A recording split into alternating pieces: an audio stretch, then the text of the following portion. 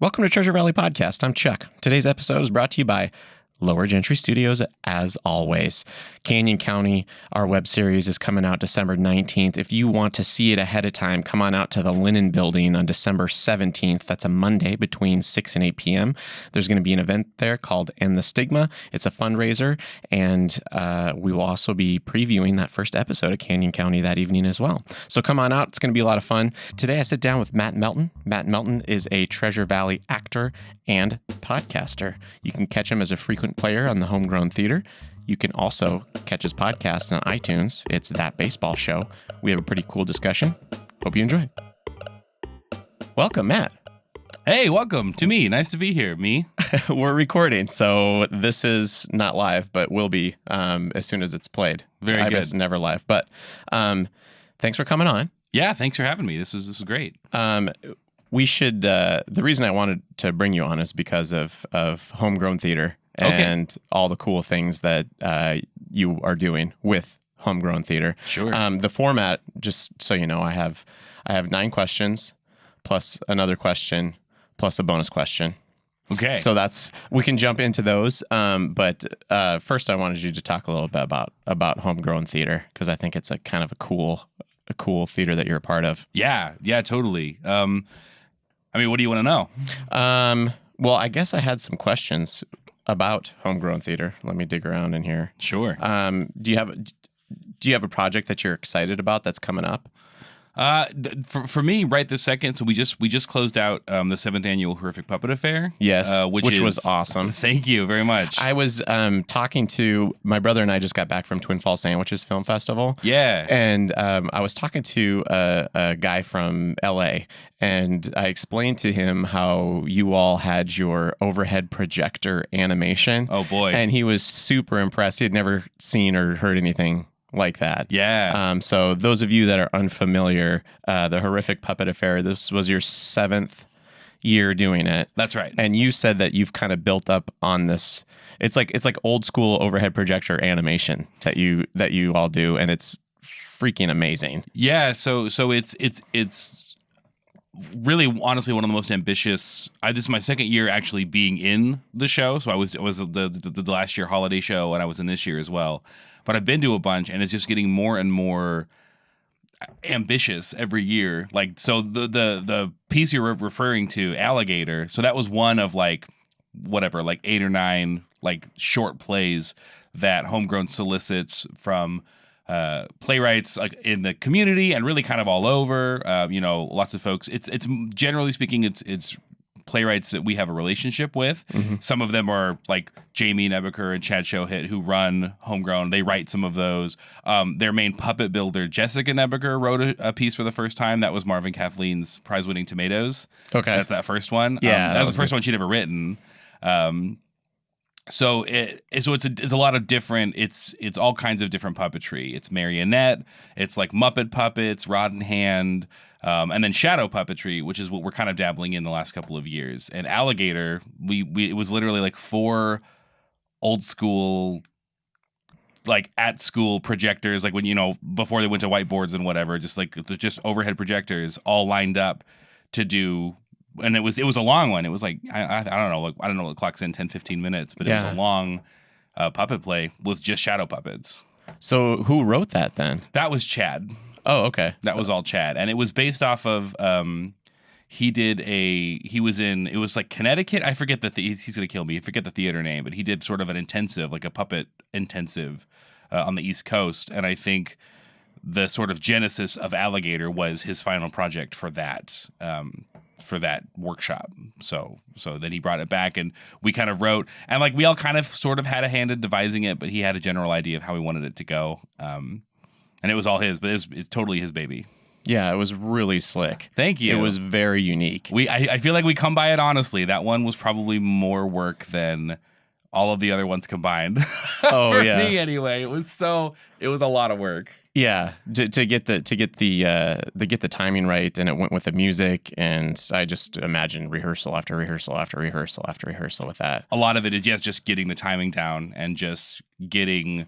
There's 6 of us crowded around 4 projectors, so it oftentimes is like who's got a hand free to flip the shutter, who can move this thing for me, and I've got to switch to my next slide very quickly, so I need your help on that. So it's not just like, here are my puppets that I have in order. It's also, yeah, but I have to help Taylor, who's next to me, with her thing, but then I need Susan to hand me my next puppet because it's a quick change, and it's so much to keep track of. It was so I'm glad it all turned out, because even coming into Tech Week, we're like, I don't know if this is gonna happen, like, which is the Puppet Affair experience, I feel like, because they do so many dynamic and interesting and envelope pushing things. Like, it pushes us as actors quite a bit too. Like, so I'm very gratified to hear you say that because we're so proud of how it turned out. So I'm glad to hear that you share that. Oh, absolutely. The first one I saw was at Tree Fort, and that was such a cool experience because you had everybody come in with their cell phones, and you had some flashlights, and that was your lighting system in a giant warehouse. Yeah, I'm glad that, like, we feel pretty punk rock about that, and that's like that was sort of necessity being the mother of invention, right? So like, Homegrown has done stuff with Tree Fort the last couple of years, and it's been in like one of the little like, we all know Tree Fort Music Festival. We're all familiar with that. It's like a 5-day big music and storytelling and whatever. Hopefully anybody in the Treasure Valley knows exactly what's going on there. I still talk to people who have no idea. And it's like, how do you live in Boise and not understand that like 5 days out of the year it's completely transformed to like a festival? It's crazy. Anyway, so Tree Fort. Homegrown's been doing stuff with Tree Fort for the last couple of years. And this last year they stuck us in this, I say stuck, like it's fine, but it was this big empty, like, I don't even know what it used to be. It's big old warehouse. But it was like there's no grid. We can't hang lights. We can't do anything. And then they wanted us to do this cool. It was in the midnight show that you guys came to. Yeah. Yeah. So we're in this old ass warehouse in the middle of the night, without any lighting rig or anything. So we're just like, why don't we just give everybody flashlights and just they can be our kind of uplighting from sitting, and then just having to sit like crisscross applesauce on the floor. Like, we don't have any seats, no chairs, no nothing. It was like, we weren't sure how it was going to go, but when we finished up, we were just like, man, that was really punk rock. Like, to do it was super awesome. Weird puppet plays in the middle of the night for, quite honestly, like a really receptive audience. Like, I feel like what we do and kind of what Tree Fort is doing is there's a lot of synergy there. So it was thankfully an easy capture to be like, hey, if you're interested in all this stuff, come down all the ways down 8th Street to this weird warehouse and come see puppet plays in the dark. And people were very responsive, which was awesome. Yeah, it was a really solid show. Yeah, that one as well. Thank you. That was your guys' first experience, right? That was your first. Yeah. Nice. And we were blown away. Nice. You know, it's kind of cool to go out to Tree Fort and then one of the highlights be not necessarily music, you know, because totally. there were a lot of great bands that played there too, but that was obviously very memorable to be in this warehouse and watching a very funny, dark, comedic puppet show while you're lighting the show with your phone. yeah. Which, and at midnight, after a whole day of being at the festival, I'm surprised anybody still had battery. Yeah. So we were very appreciative of that, and that people got it. I feel like they got, like, yes, we have to do this, but yes, it's also a design choice. So just be cool with it, and everyone was really cool with it. It just seemed so intentional to me. Yeah, totally, and it really like I'd say that's like 50-50 happy accident and deliberate choice, which was nice. Do you want to answer one of my official 9 questions? Yeah, plus hit me. 1 questions, plus another question. So you are an actor, correct? Stage and screen. Yes. What's the difference between stage and screen acting? That's a great question. I've done for a while there. I lived in Los Angeles for a while, doing kind of the whole, and I did everything there. I did stage acting, film acting, commercial acting, and when I came back home, I look around and it's coming along, but Boise, I think particularly like the Treasure Valley, is really a theater place, kind of first and foremost. Yeah. And that's no accident. Like, Boise Contemporary Theater, Idaho Shakespeare, so really world-class professional theater is happening, right in our backyard, which is nice. Having come up, like, I went to high school here, I went to university here, and film acting is just not taught. Like, it's just not, there's nobody around to help with that. It's all, if you learn how to perform at all, it's learning as a theater actor, and you just sort of apply some of that stuff to film acting. And I think a lot of your preparation ends up being the same, but I really do think it's a lot different. Like, and it's just different enough that theater actors who don't spend the time getting into the film acting mindset, like, run into some problems. Like, I've seen it. Like, we'll be in a workshop and I'll be rolling camera on somebody, just working on just scene work, whatever. And they'll watch the playback and they'll just be mortified. They're like, this is so bad. It's like, well, it's not. You're just not thinking like a film actor. Like, theater actors are playing to, like, row X in the mezzanine, right? And it makes perfect sense. And we all sort of understand that, like, you're going big because that's just what you do. But when you've got on film the potential to be, on a 50-foot screen or whatever, you can't really. You have to the intention and the intensity has to be the same, but you just have to close the aperture so much, because if you go big like that, you're gonna look like an insane person. Like, especially when the frame's just like right on your head. When you're right up on, it's like you have to do so little. And I think some of my most gratifying moments as like a coach and a teacher have been, really early on. I don't even think he had any background at all, but really early on we had a guy, and he once completely normal, chill dude. Once the cameras start rolling, he gets in his head, oh, I'm performing now, and I have to start performing. And it was just so weird and unnatural. And it's like, buddy, you just need to plant your feet. So, like, we did a take, and I literally had somebody else in the class just sitting on his feet. Like, we were shooting up, like torso and up. And I was like, you are not allowed to move. You have to stay put. And he has to give his whole performance just like that. And it was so captivating and so interesting and so honest. But all it was you're just doing too much.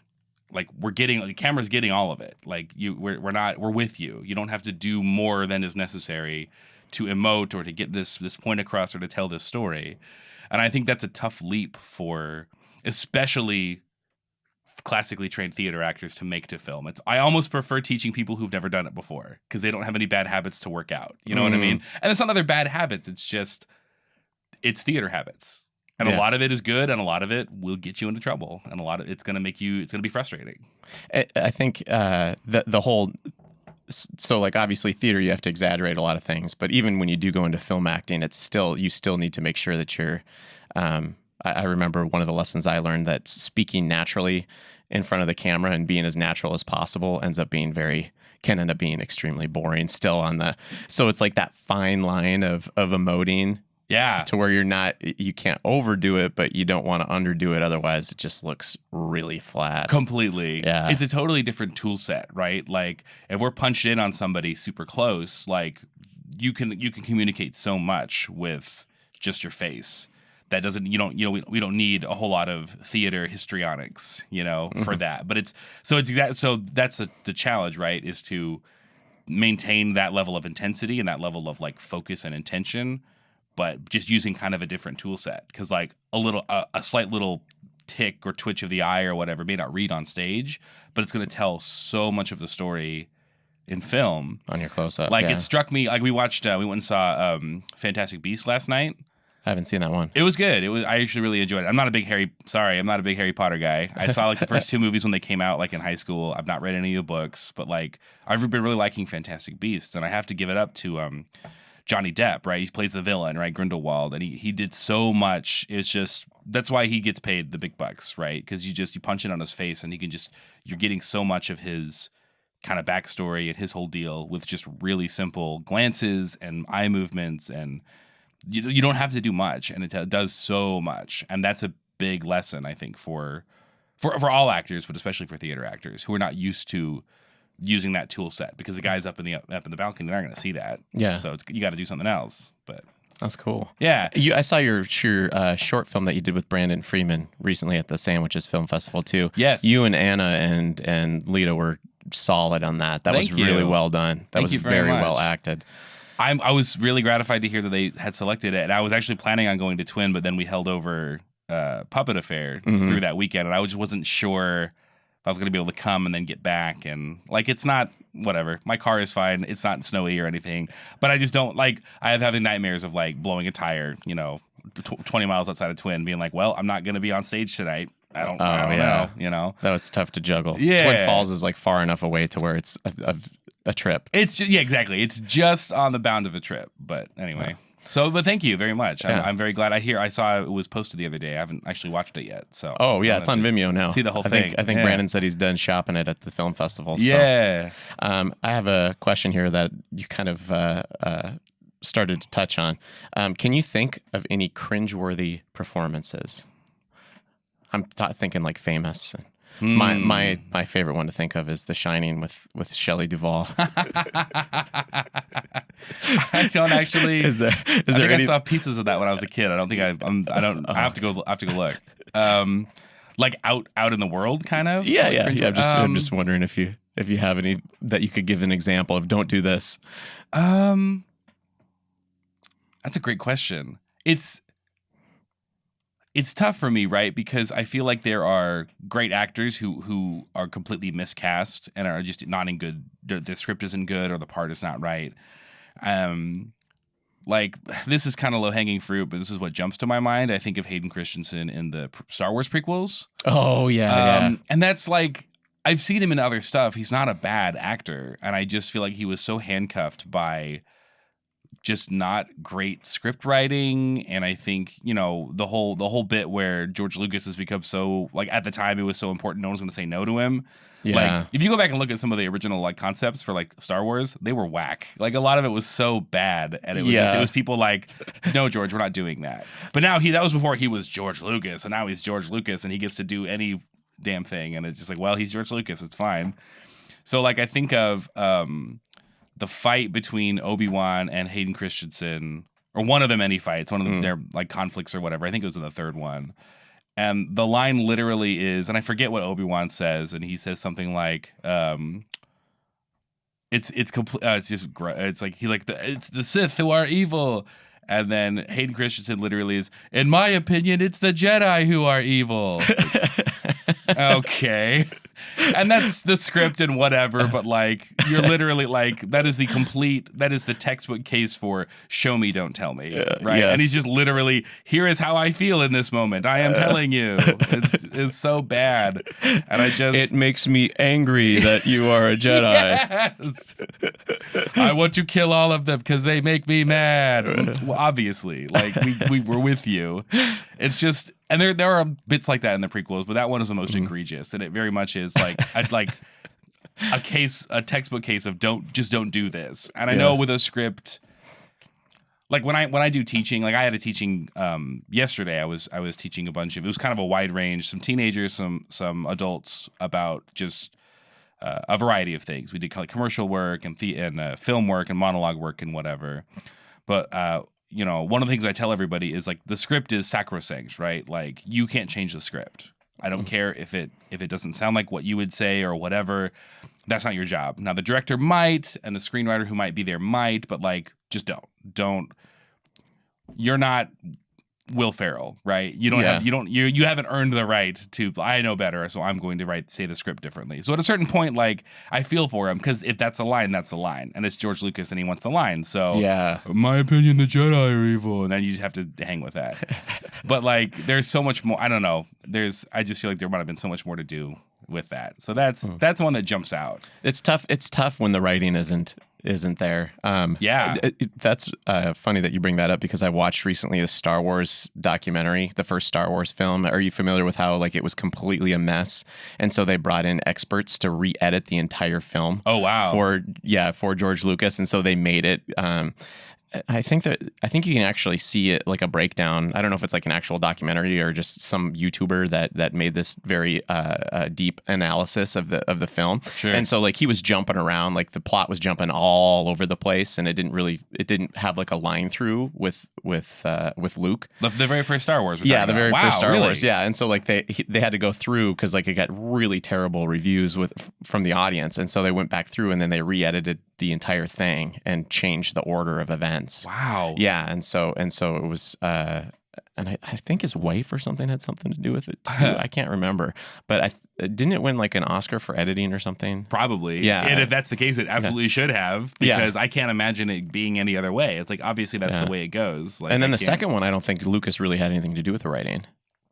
Yeah, I think he stepped. I think he still directed, but he directed and wrote the first one, and I think it was Irvin Kershner who wrote the majority of the second one. Yeah. And which was great and was cogent and all that. But that's funny. I hadn't heard that, but I sort of believe it. I'd absolutely believe it. I like to watch those nerdy things Yeah, on totally. YouTube where it dissects everything. The other one that I watched recently was like Christopher Nolan and his Dark Knight and why the action sequences are so wonky. Oh, Yeah, and it follows the line because they keep breaking like the 180-degree rule, like and so you lose your space, and they go over like that truck scene, Yeah. where the Joker and at one side, flips over. And yeah, the whole like thing. at one point, like it feels like the truck is like moving like one direction, and then it flies off the bridge in a completely separate direction. Oh wow. Yeah, it was, but obviously, like when they're in Chicago and they drive a truck off the side of a bridge, like it's probably hard to take it. I don't know if they would have been able to just flip the footage around 180 degrees or whatever. Right. But it was like they go into detail and they follow it around and Oh man. yeah, it's kind of interesting. I mean, the action sequences are kind of they're pretty decent, but it feel like Christopher Nolan for some reason it's just sometimes it gets a little bit like the spatial stuff Sure. gets thrown off. Just breaking some rules. Yeah. That's funny. So I have a question about puppets. I know we were talking about puppets a little bit already, but if you could have a reverse Pinocchio experience, which puppet would you like to become? A reverse Pinocchio. So I go from being a real boy to a puppet. Yeah. Ooh. Like what type of puppet? Like Sure. Or if there's a specific puppet you would like to be, one of Jim Henson's creations, maybe. Oh, I'm not man. sure. That's a great question. I don't know. That question makes me think my grandfather, he died when we were pretty little, but he would we each of us had the Muppets were big when I was a kid. Obviously they're still big, but they were big in our family when I was a kid. And we each had like he gave us these nicknames, and specifically me and my brother growing up. So my brother was Gonzo, and I was always Fozzie. Oh. So like I remember literally getting like Valentine's Day cards or birthday cards from my grandpa, and it would say like and he would always call me Waka Waka because that's Fozzie's whole thing, Waka Waka, when he's doing the stand up. So I would have to say in tribute to my grandpa, I would be specifically I would go with a Fozzie Bear. Nice. The Muppet. And do you have a story behind why your brother was Gonzo and you were Fozzie? I think it was just because because from a really early age I was into like performing and acting and like just telling jokes and all that. So like I have these sort of vague memories now, but being a little and trapping my grandpa like little kids do. Like I need all of your attention right this second for like an hour, just telling like whatever knock jokes or whatever. So or just lame, terrible like non-kid jokes, that just kids think are funny. I'll just gonna make this up and then end it with fart. Yeah, exactly right. And then laugh. And then I think my brother was just I think it was Gonzo because Gonzo was just a complete unique kind of dude, and so was he. Like, and is still, like just funny in kind of a weird way, and it has like a funny perspective, and that was him all over. So, and that was I think it was really just the two of us because I'm actually trying to think. I don't think my sisters had a Muppet sort of avatar, but we certainly did. So I was thinking that was very high praise. Yeah, totally. That's cool. Yeah. And so I want to know who came up with the idea of doing the annual puppet show for Homegrown Theater? Yeah. I think that was pretty much all Chad and Jamie. I wasn't really in on the process that early. In fact, I think when they started, I might have still been in Los Angeles. But I know it started like... And I'm kind of jealous, actually. I would have loved to see the first puppet affair because it was apparently like I feel like the Treefort show kind of captured a lot of the essence of how it was early on. Because like nowadays, it feels like puppet affair is an institution, like locally and sort of regionally. Like people who don't like this happens all the time. We get people who come in and they don't even realize that like we do other shows besides Puppet Affair. It's like we pointed out in the program. I was like, yeah, we got our next one coming up, and they're like, I didn't know that. Wow. It's like, yeah, we're a theater company. It's not just a one. How many shows do you do a year? Well, so with the partnership with the Gem Center, this is kind of the first year in a while that we've been able to actually field a complete season. Nice. Just because there's such a dearth of performance spaces around town. They're either prohibitively expensive. Like I know we looked into like the El Cora Shrine. They've got that big stage there. Oh, they use yeah. the tree for it every year. It would be kind of a great space to put on a performance, but it's just so expensive. Like to rent for tech and even if you could rehearse somewhere else. And anyways, so there's that, or there's spaces that aren't ideal. Like they're really not good performance spaces, and we just sort of make do. And Homegrown for a while would performance spaces like that. Bars and art studios and places where they were just like, that sounds fun to have a bunch of millennials come in and take over for a couple of weeks. And they were so super cool with that. But at the end of the day, it's like we're not 100% proud of the end product. Like there's just not there's so much more we could have done, and we had to compromise a lot just to have the space, just to have 4 walls and a floor to perform. Yeah. So the Gem Center has been really great with Homegrown being kind of a resident theater company. Now we have a space where we can count on that we can control. Doing Puppet Affair in the bars, it was like it was kind of neat and punk rock and cool, but like we had to wait until they closed to tech or whatever. Yeah. So we'd be there from like 10 to like 2 in the morning. Whereas with the Gem Center, we could tech all day. We can get started as early as people can wake up. We don't have to worry about loading stuff out or people messing with anything. Like we can all safely secure it in. So it's really having a space is so like. I mean, no doy, but like it's a game changer. It's really important. But in the early days, back to your question, like it wasn't like that. So I don't think it's around anymore. The first I think couple were in the Red Room. If you remember that, it was a bar. Oh, okay, yeah, kind of downtown Boise. The bar. Yeah. And there wasn't any of the show, like as I understand it, the sort of the host, the Hermuda character wasn't a thing in the first one, and it was literally a situation where I think they might have done it for free, or maybe there was a cover, but it was a situation where like people weren't coming to a ticketed show. They were just coming to the bar. So they're kind of subjecting people to puppet plays that weren't necessarily like planning on seeing a puppet play that night. That is so the bar thing is kind of a tough one too, because I've my brother and I have gone that route, and Zoe, when we're trying to do like screening stuff for film. Yeah. And you're right about the space. Like for filmmakers, we ended up actually renting the Gem Center. Oh, cool. We're gonna do 2 days. We haven't decided exactly what we're gonna do. We have this idea of possibly taking our first feature film that you helped us out with, Brown Truck. Oh yeah. And then we want to take it and possibly do live music and then screen scenes with that, plus have people come up live, so it would be like an interactive film experience. Nice. Yeah, but then we just won a bunch of awards for We Speak, and we're like, it might be easier just to play We Speak for those 2 days, because it's going to be an issue, like you said, about like the practicing and being in the location, and if we have more than just people just reading lines of dialogue and have interactions going on, that's got to be tough to do and just fly. Especially, I mean, that's a very well coordinated event that you have with the puppets. Yeah, like having to go in and then just be like, well, this is kind of the same type of situation here. Let's practice in this area and hopefully it matches. Yeah, most definitely. That would be very limiting. I think last year, when we did the holiday special at Woodland Empire, and Woodland Empire was super great about, like, we did it there for a number of years. We even built a little stage specifically for Woodland that we could use. Yeah. And no complaints at all. They were so great. It just wasn't a great space to perform in. Mm-hmm. And for a number of reasons, for the teching and everything else. But we were only able to be in there maybe a week before the show started. So we would have to rehearse somewhere else, most of the time in I don't even remember, but it was like people's garages or living rooms, there was just no.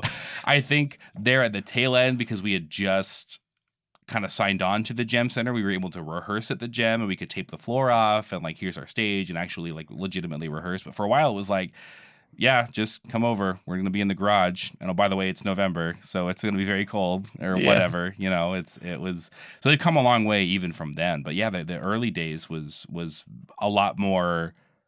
Not that it's not punk rock now, but it was really punk rock back in the day. It was just like, yeah, sorry, you're coming in for a beer. Well, here's a puppet play. I don't think they had a stage. They just kind of did it in and around like the patrons, which is why I kind of would have loved to be there just to see like, I can't envision, like, we have a brand new stage and a new venue and it looks legit and we've got a lighting grid. And it's just, they've come so far even in the 7 years. I kind of would have loved to be there at the genesis of it just to see like, the humble, completely humble roots. Well, and then that appreciation too of what you all have in place now and that work ethic. I mean, that's a lot of time, and then like not taking that for granted of having a stage. Yeah, that's pretty awesome. Yeah, and it doesn't seem like much, but it makes all the difference. I wanted to ask you about those puppets. You mentioned someone's name that made the puppets. Yes, because I've seen 2, and so I noticed that some of those puppets are reoccurring. Like reoccurring characters, like there's the cat. Yes, Noodles. Noodles cracks me up. That's maybe my favorite puppet of all of the puppets that I've seen. It's just a cat with a mouth that moves. Just the one, and then just with a little bit of the neck, and then there's a tail in the back that's on a little rod that you can flip the tail. But Jamie, and it's been Jamie each time puppeteering, and it's she gets so much expression and she can communicate so much with only a few articulatable pieces. It's so amazing. Yeah. So who's the one that makes designs the puppets? So it's really like, I mean, straight up, like Homegrown wouldn't happen without these 3, but specifically Puppet Affair would not happen without Chad Shohit and Jamie and Jessica Nebeker. Like they are the straw that stirs the drink, like totally with that, and especially with Puppet Affair. And they're all self-taught more or less. Like Jessica really, I think, as far as like designing and building, Jessica Nebeker is the one, like all of the most amazing and eye-popping and technically proficient and interesting puppets are hers. She designed Marvin Kathleen from Marvin Kathleen's Prize-Winning Tomatoes. Okay. I'm pretty sure that she made Noodles, and if she didn't build them herself, like she made my mask for Opwash for the Hermuda piece this year, like, and it's all like really quality, and they just get better and better every year. I know Jess I think she was in Las Vegas for a few years doing like a puppet workshop as well. Like they really invest a lot of time and energy and like sweat equity into building these. And it's pretty much all them. Like I was on the build team last year, and it was very much like, I don't know how to build puppets. I barely know how to sew. Like I remember doing it in like 7th grade home ec, but like we needed a dozen hand puppets for vampires. And it's just like, just teach me the stitch and I'll do my best. But really, like, that's a completely unskilled labor. They do the lion's share of the work. Oh, yeah, I suppose. It's I mean, all of them do, but really specifically, like Jessica deserves a ton of credit for, and she's also the Homegrown. She's like the house manager as well. She runs all the online ticketing and the ticket sales and all that. But it can't be like her importance and her skill and what she brings to it just cannot be overstated. Like she's the greatest. That's awesome. Did this all start with puppets then, and now? So it sounds like it was kind of like the horrific puppet affair was an annual event, and now since you have the location, you are spreading out to more plays, or do I have it backwards? It's a little of both. Okay. As far as like chicken and egg, what came first, like the idea to do puppet plays or the idea to be a theater company? I think it might have been theater company first. Okay. But puppets were an early part of it. Up until this year, it's been a matter of it's kind of nomadic. Like we'll put on a show when we have a show we want to put on and a venue that we can do it in. But it's been really tough to cobble together a full season, which means it's really tough to capture an audience, you know? Yeah. At least we could do, the Puppet Affair being annual. We had that at least. People could count on that. But really until this last season or this current season, it was really tough to, it was a play here. We're going to do a show in Ming at the Ming Art Studios over the summer, or we did Bloody Bloody Andrew Jackson, which was sort of a Hamilton. Yeah. Like it was like I loved that show, but it was like sort of a Hamilton, but just not as good. Yeah. Show, but it was this big musical piece, historical. Like we did it at the Bouquet, which is since closed down. Oh. And that was great, but it was one of those like, well, we can't fill the season of shows here. And in fact, like I because it's gone and all those guys are not in the business anymore, I feel like I can say it. Those guys were terrible. We had such an awful experience like putting on our show there. Like it was neat to do it at a bar and like the Bouquet's on an amazing stage and it's this historical place. But like it was not a fun experience for us. Like it was really like such that like we had the cops called on us closing night.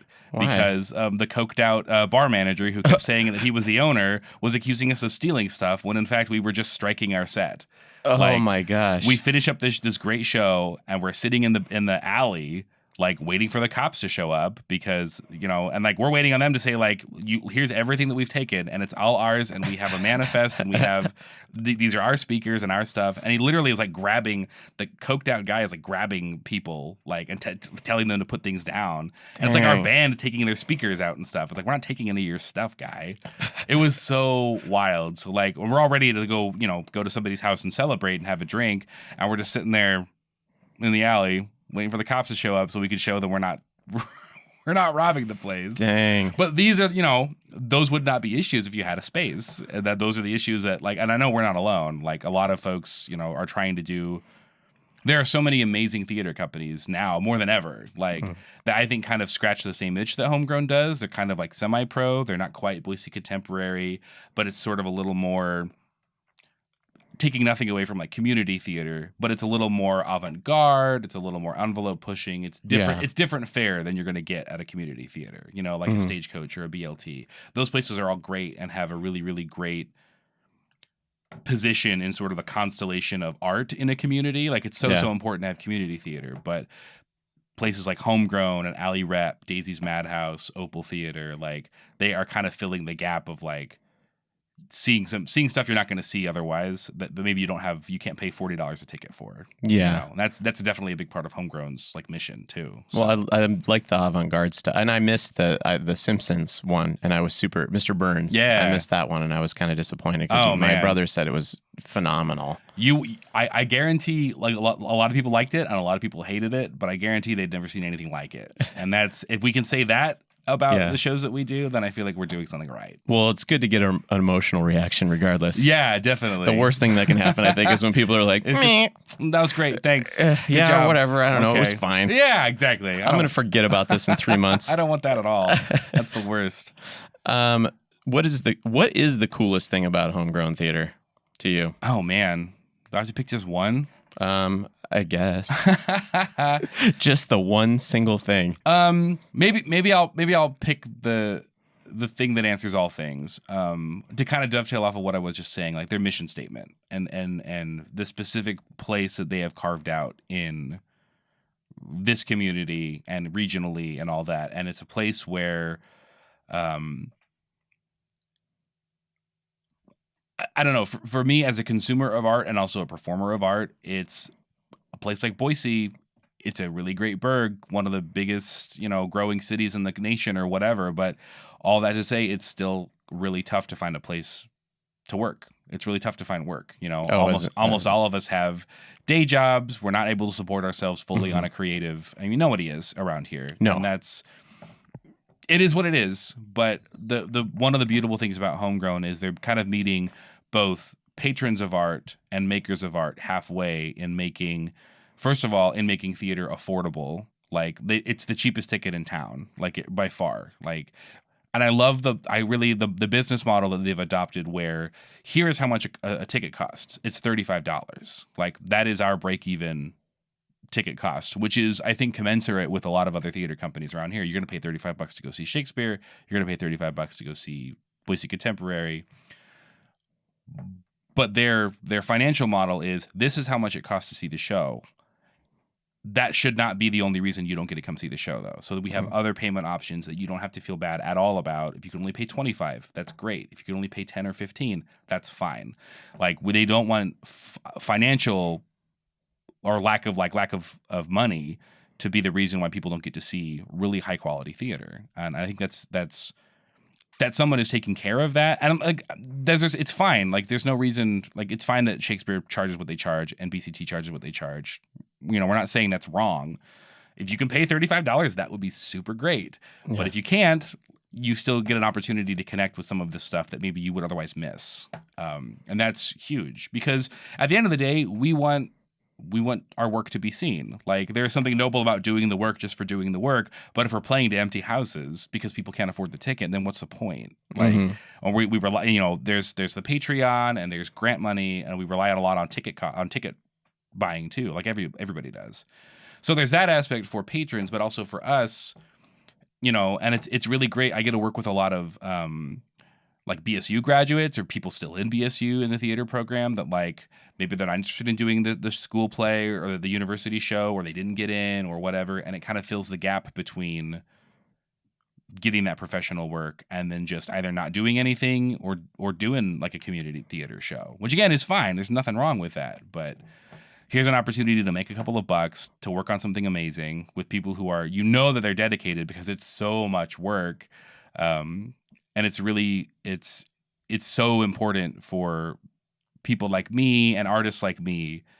Like it really is honestly one of the main reasons like that I would think about sticking around in Boise, honestly, is places like Homegrown. Do you foresee more opportunities to make money as an artist here? I like just in the last few years, I've seen kind of a pretty decent uptick, it feels like. Yeah. So I was in LA for like 3-4 years, and in the time that I left and came back, it was just like weeds. All of this amazing, and not even just theater, but just live performance in general. Like with the rise of like the Red Light Variety Show and like LED and the Trey McIntyre Project when that was a thing. Just so many more people looking around and saying, well, why can't I? Why shouldn't I start my own thing? Like if this is a thing that I want and I can't get, why am I waiting for somebody to give it to me? I'm just going to go make it. And I think to sort of rabbit trail a little bit, I think that's what's great about living in a place like Boise. Living in LA, there's obviously a lot more opportunity, but I never felt empowered to make anything. It's like the train is already going 100 miles an hour. Yeah. There's so much like red tape. You pull a camera out of your trunk in Santa Monica, and a cop is going to be on you within 2 minutes. And if you don't have a permit, he's going to tell you to walk, and he's not going to leave until you do. Wow. There's just there's so much. Whereas here, it's like, well, if you're not trespassing, if you have permission to be there or whatever, do whatever. I'm sure you guys have probably encountered that. Like, filming, like it's so much easier to make a movie. We've we had a gun scene.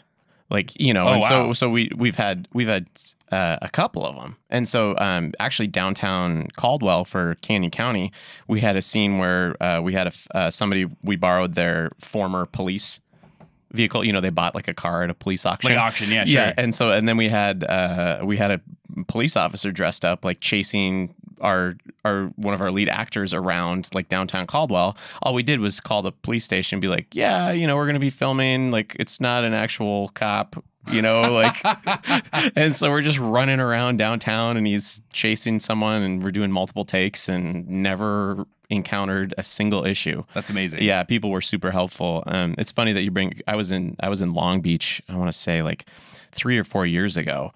And I was staying at like this Airbnb, and I was just taking like a week off, like going to the beach. And then I also wanted to kind of, feel out the artistic scene a little bit. Sure. And I was in like this studio apartment complex. And like one of the people that was there, like lived there with his brother, and they had like a feature film that they had. It was just like, you couldn't not run into somebody that was just doing it within like 20 minutes of being there. Like, I'm a filmmaker too. And it's like, oh, okay, sure you are. And they're like, no, this is my film. Oh, okay. You're not messing around. Yeah. So what was that like for you going down there? And I just feel like it would have been pretty difficult, as far as like, people always assume that you go there to pursue like an artistic endeavor. But I know a couple people that live there, and they've spent like years just trying to get noticed. Yeah. It's a lot of there really is just so much opportunity. It's a gold rush, right? You just pick it up off the ground, but like there's so many more people grabbing for it. So that's kind of the tricky thing. And to try to do something from scratch is really difficult. Like there are a ton of, just like when I was doing workshops down there and all that, we would rehearse and do these workshops at like a space, and it's like prime real estate in like North Hollywood. And that's all they do, is it's just like a theater space. and you can make mad money. Like if I had investment capital or whatever, and if I was interested in real estate speculation, I would buy an empty lot somewhere, San Fernando Valley adjacent, and just build it like a theater space and just rent it out. I'd make $1 million. Dang. Like, it's such a racket. So it's tough. Like I've got this great idea. We're gonna stage the show, or I'm gonna do this thing. We did sketch comedy, like Second City type stuff in West Hollywood. Okay. For a little while, but like the only time that we could get to do it was like 10 p.m. on a Monday. Oh wow. In West Hollywood, like. Nobody, it was great stuff. Nobody came, and why would they? We're a bunch of nobodies at this really bad time slot. So like it's such, I mean, it's a grind. It's a grind anywhere you go, right? Like no question. But I just feel like being in a space like that and just trying to get on board with stuff that was already going and feeling completely powerless to build anything, and then coming back here and finding a lot of like-minded artists who share that kind of frustration, but who have the tools and have the ability, because of a sort of a citywide investiture, if not in actual like money, then at least in like attention and prioritization. Like we want art. We want people making art. Like that's been my experience, at least, coming all the way down, is that like people want stuff like this. And it's a place where if you want to make it happen, all you got to do is ask. And most of the time people will say, yeah, sure. Like you need space in an art studio to put on a show. Well, it's not really what we do, but fine. Like we'll figure it out. So I don't blame anybody for feeling one way or the other. I definitely felt for a long time, I was like, well, I'm going to go where the money is. Now, as I get a little older and I'm a little more settled in this community, it's like, it's not the worst thing ever to stay here and build something. Like it really isn't. And there are a ton of people that are willing to help. A ton. We just finished our web series, but we had done 2 feature films prior to that. We filmed those mostly like in friends' houses and in my house. Yeah. And then this last one, we're like, we got to extend ourselves. And we literally like gave people food. Nice. Like that was like how actors and tech people and stuff, like we're like, we'll feed you, but we don't have any cash. Like my brother and I are both teachers. Like, sorry, like that's what it is. Yeah, but every single place that we went to, we didn't get a lot of no's. Yeah. We found a Mexican restaurant that we had a scene that takes place where a woman orders a burrito, and so we found a Mexican restaurant. They're like, sure. Like, just come on in and film. And the lady was so nice. She's like, well, we're going to be closed on this day. So if you need to film this day, then you can just swing by my house and then pick up the key and then like let yourself in. I'm like, what the heck? Like, I just met you, lady. Yeah. But yeah, we ran into a ton of people and like Brian Jagger allowed us to like use, like he had just gotten an office space for his Idaho, the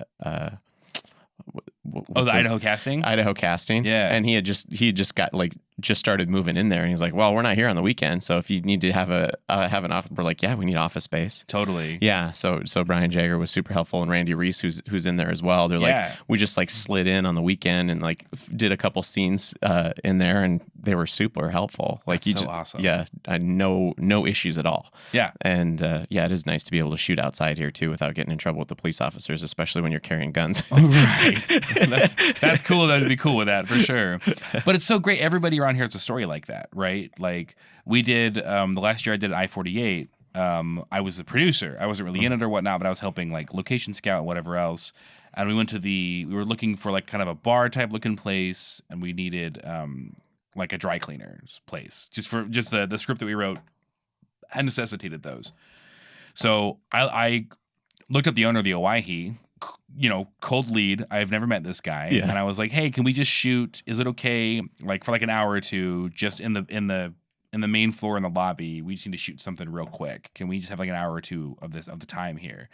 And he was like, well, it's like Saturday morning or whatever. Like we're not using the loft. Have you ever been up to the 7th floor of the Owyhee building? It's this dope, like they've got this amazing balcony that like overlooks downtown, and there's his own bar up there. That's where the artist lounge is for like Tree Fort and stuff like that. Okay.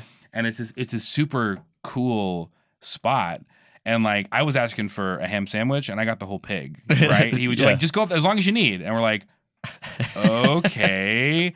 All the time getting way more than we had asked for. You know, the dry cleaners were like, can we just shoot outside? And they're like, well, what do you want? Like, well, ideally we would get this. We understand that's not a thing. So they're like, no, just come on in. Like, and the gal behind the counter was in the movie, and like it was a whole so giving and so willing to be, because it's, I don't know, maybe we're not as jaded or whatever around here. Like in LA, it's like, oh my God, look at these guys with a camera. But around here, it's like, yeah, this seems like a cool thing to be a part of. So. Yeah, people stop and they ask questions. Yeah, and things. It's super cool. Totally. Are you ready to tell me about your personal project upcoming that you're most excited about? Oh man, I am ready to do that. I think a lot of irons on the fire. That's kind of the way of it, right? Like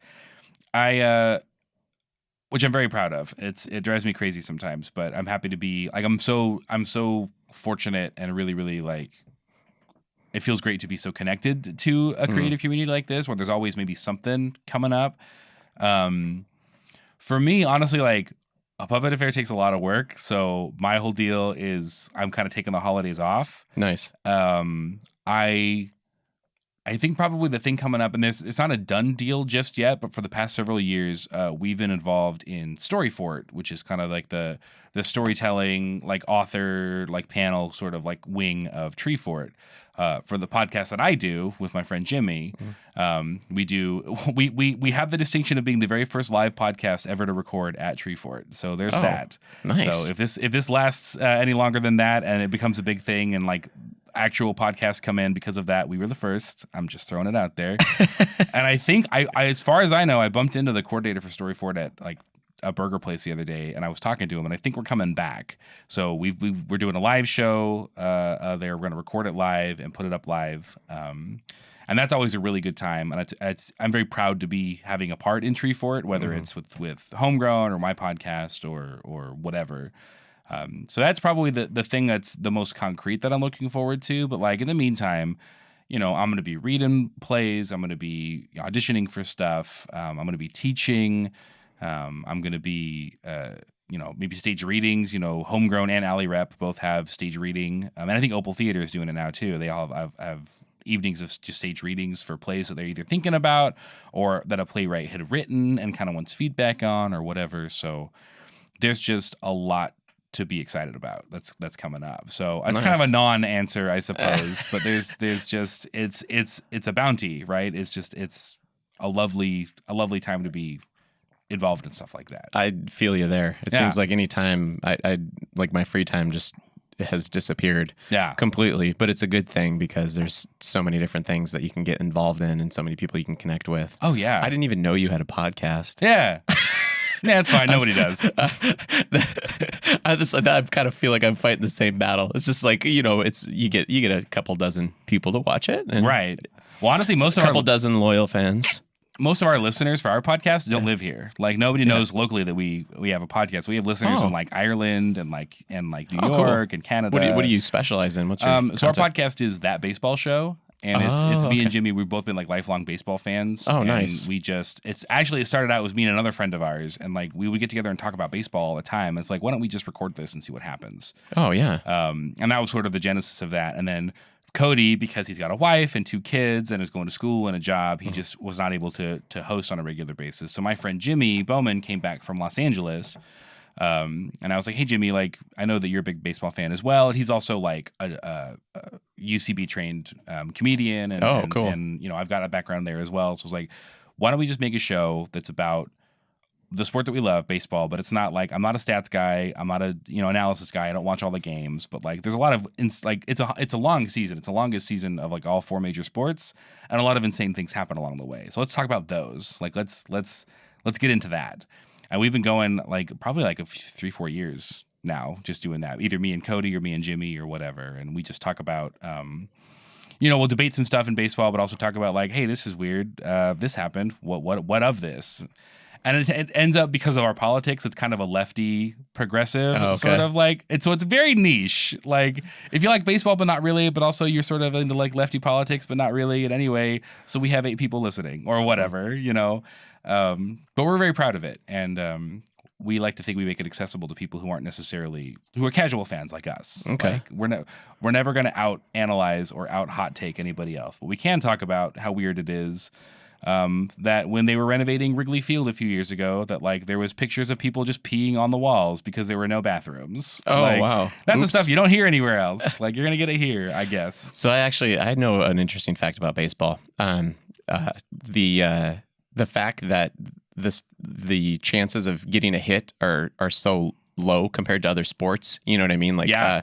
So superstitious behaviors in humans and in all animals is a factor of a less consistent outcome. Yeah. To a desired or less consistent desired outcome based on what you're doing. And there's more superstitious behavior in baseball than in any other sports because like even with the best batting averages, you're still only hitting it like 40%. Yeah, 3 out of 10 times if you're lucky. Yeah, exactly. Yeah. And so that's why you see a lot of the like not changing the socks and like those kinds of stories, or using this walk-up music, or only using this bat, or whatever. Yeah, and then it's true. And then after that is like hockey, and they have all their their no shave, like all sorts of weird stuff that happens with them too because the puck bounces around in all sorts of different directions. Hockey mullets and whatever. Yeah, totally. Yeah, it's true. Like Ted Williams has played for the Red Sox, has the best batting average, like season-long batting average in history, and it was 400. Oh wow! So he's one of the greatest ever to play the game, and he hit the ball literally 40% of the time, and that is Hall of Fame legendary. Mm-hmm. If you could do it 3 times out of 10, you're pretty good. You're gonna make $100 million. Yeah. Like, so it's such a strange sport, and it's so you can't like. Whatever, not to get too down on this, but like a lot of people don't understand why baseball is interesting, and you just have to watch it differently than you watch football or you watch hockey or whatever. Mm-hmm. There's so much going on in between a ball being put into play, whether it's like a defensive shift or a substitution, or what do you do on 2 strikes? What does this guy do on 1 strike? What is it? A hitter's count, a pitcher's count? Where are you at in the lineup? There's just so much, and like that can be off-putting for a lot of people, but like. I don't know. I'm here for it. I'm kind of a sort of a chess game kind of wonk as far as that goes. So I love it, and I've been getting my girlfriend into it big time. She wasn't really a baseball fan at all, but like I have the streaming service and we watch games, and I'm kind of like, not insufferably. When she asks, like, okay, now check this out. This guy's going to be doing this, and look, they're all cranked over on this side because he's a left-handed hitter, and he's going to have to pull the ball the opposite field, and that's there's so much going on that has little to do with the actual ball being hit. And like that can be like that sounds awful to some people, and it sounds awful as I'm saying it, but like no, it's really great, I promise. Well, it's the amount of just like in football, like it's kind of like now the ball's in play and then we take a break. Yeah. Right. It's all just take a minute, take a breath, and a million things will happen, and now the next pitch. Mm-hmm. That's true. I'm more of a basketball and hockey person myself. Totally. But see, even basketball at the end of the game with all those timeouts when they're close, gosh. it just like crawls. The last minute and a half takes like a half an hour. It's ridiculous. So I have a piece of advice I'm going to request from you. Sure. How would building my acting muscle help me find a job in the CIA? Ooh, that's a great question. I like that a lot. I suppose it depends on your job, what you want to do in the CIA. I would say, for me, having been a coach for a while and having been coached, I think one of the best traits you can learn as an actor that also help in life is to be present, right? My old acting coach in LA used to say, you don't have to be perfect, just be prepared to be present. And I feel like that's really great life advice, but especially like when you're on set, like I tell a lot of people this, and I tell a lot of my like students this, and it's kind of a bummer to a lot of them, and I don't think they're quite seeing it the way that I see it. And the way I see it is there's always going to be somebody better than you, always. Like there's enough people in the biz as actors or whatever. There's always going to be hundreds of people who are more qualified than you to do your job.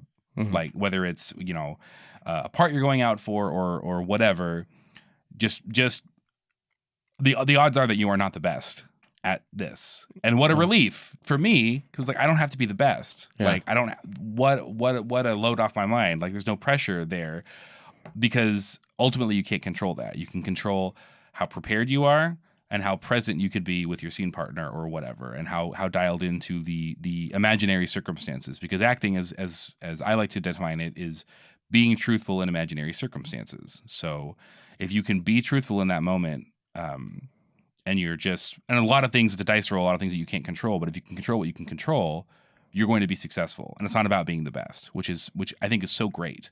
So I think to be present and to be receptive and to be prepared, I think those are all traits that would lend themselves very well to a job in the clandestine forces, as it were. Like, to be, whether you're interrogating somebody or you're like being a spy or whatever, just be present. Like, let what is happening land on you and respond truthfully. Which is kind of boilerplate acting advice that I give, but I think also it might be a little bit of a stretch, kind of a walk, but could apply to a job as a spy as well. Did you say you did some improv acting? Were you in? You said you know somebody that was Upright Citizens Brigade. Yeah. In that crew. Did you as well? I never took the classes. I did when I lived in North Carolina for a little while, and I worked with Charlotte Comedy Theater a lot, and they do. I don't know if she's still there, but Kelly Semmelsberger was a Second City alumnus, and she was running the comedy theater there. So I would do here and there some improv stuff with a couple of friends. That was kind of the bulk of my training. The rest of it is just life, man. Nice. Yeah. Upright Citizens Brigade is one of my favorite sketch comedy shows that ever existed on the planet. And when they canceled that on Comedy Central, I was heartbroken. That's too bad. Have you ever been to a show in LA? No. Been to ASCAT or anything? Mm-mm. Oh man. That's another really great, like, it's if you're ever in LA, it's a tough ticket because they don't do pre-sales. You kind of have to just rush to the door, but the tickets are like $12. Damn. And you're going to see, like, we saw it's kind of whoever shows up. They've got kind of a core group, but like you might also get like one time we saw Horatio Sands and like Tim Meadows was there. They did long form, I think it was Harold improv, and it was Bob Odenkirk. And he was he was just there. And they just, he's great. Yeah, he's so great. He was such an amazing storyteller, which was kind of his role in that one. So it really is whoever's kind of in town, whoever's free, and you never know who you're going to get. They don't ever announce it in advance, but you might see like Amy Poehler pops in a lot. She was a big UCB gal, whenever she's in LA. So anyway, that's it's one of the wonderful things about living in LA was having that kind of access for that cheap. Like they're not charging enough for their tickets. Like, in my opinion, but they have a lot of classes and like it literally is kind of like structured like baseball, like minor leagues.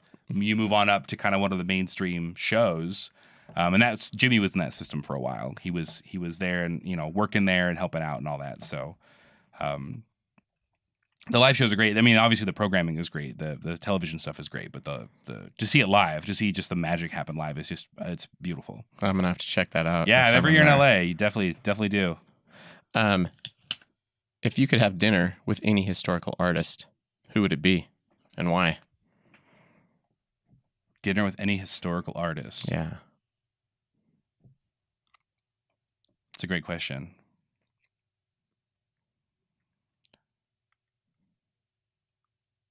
I think because I'm such a sort of a ridiculous fanboy, I think I would have to say Frank Sinatra. Oh. Yeah. Oh, that's a good one. Yeah. Just because, I mean, I discovered Frank's music in high school. We had to do like a report on like something. It was a really like kind of loosey-goosey combined history English class. And once we got to like the 20th century, we would just like, I think after like the 40s was the first, but we'd do a project on the 40s, the 50s, the 60s, etc. And I kind of picked Frank Sinatra more or less out of a hat. And I was like, he was a guy back then, right? Yeah, it's fine. So I bought a CD and I bought a book. And, this was 2003 where you did that. Like, this is not, you can't stream any of this or whatever. So I went to Hastings, which is now closed, and bought a CD, which nobody has.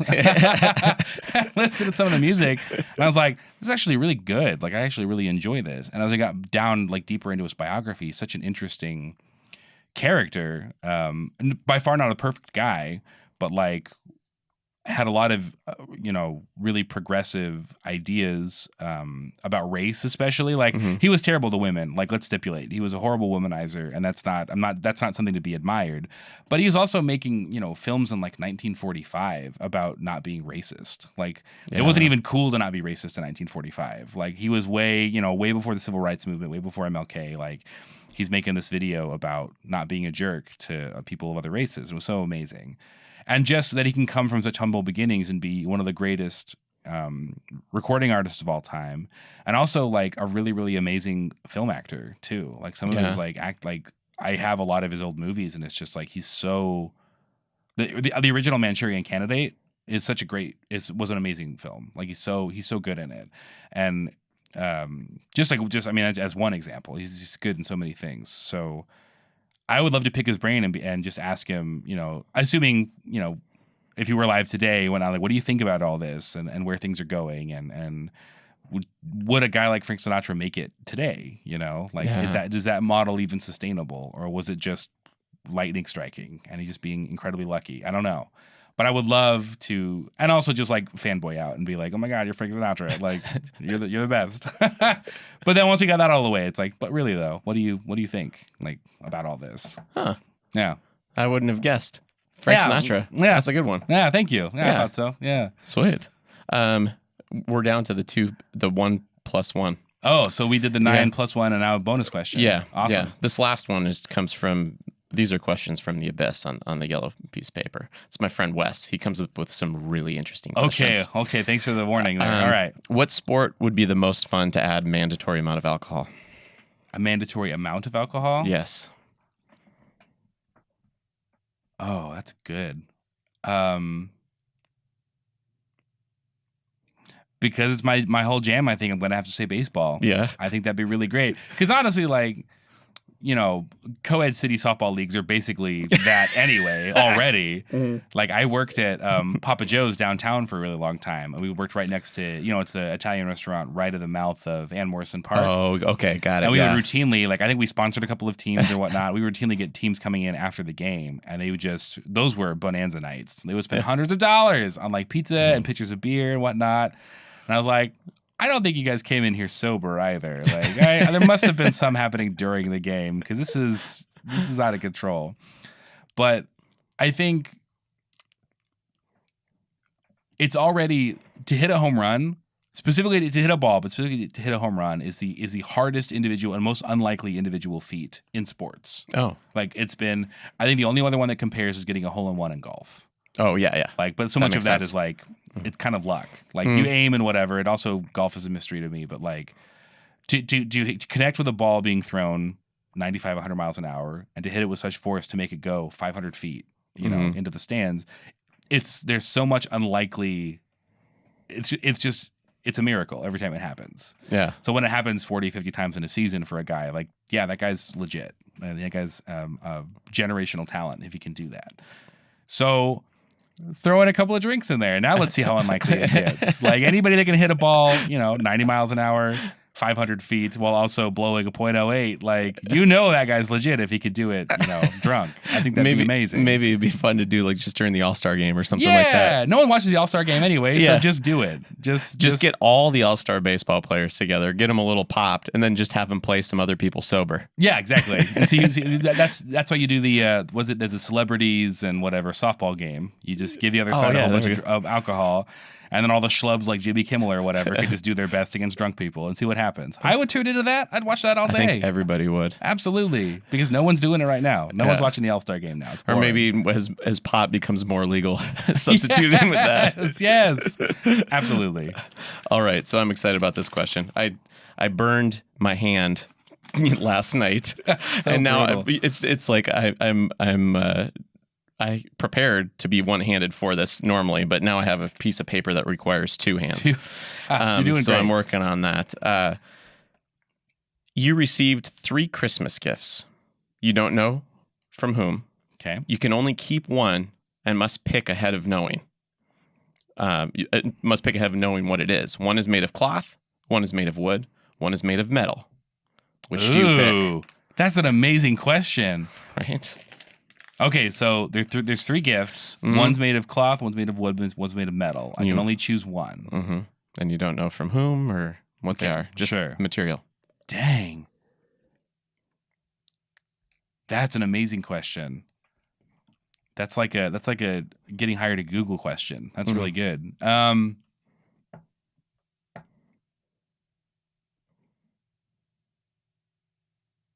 Wow. I think in the interest of moving things along, I'm going to go with my gut reaction. And my gut reaction was the cloth one. Yeah. I think. Just because functionality? I guess so. You figure you'd be able to wear it? Yeah, it'd be something, I'm a big, I don't know, like I'm not the most fashionable dude, but I love clothes. Mm-hmm. So like if it's, like thinking of all the things I might get that it might be cloth during Christmas time, like a hat or some gloves or a scarf, I'd be very into that. Or like maybe a cool coat or something, as opposed to like,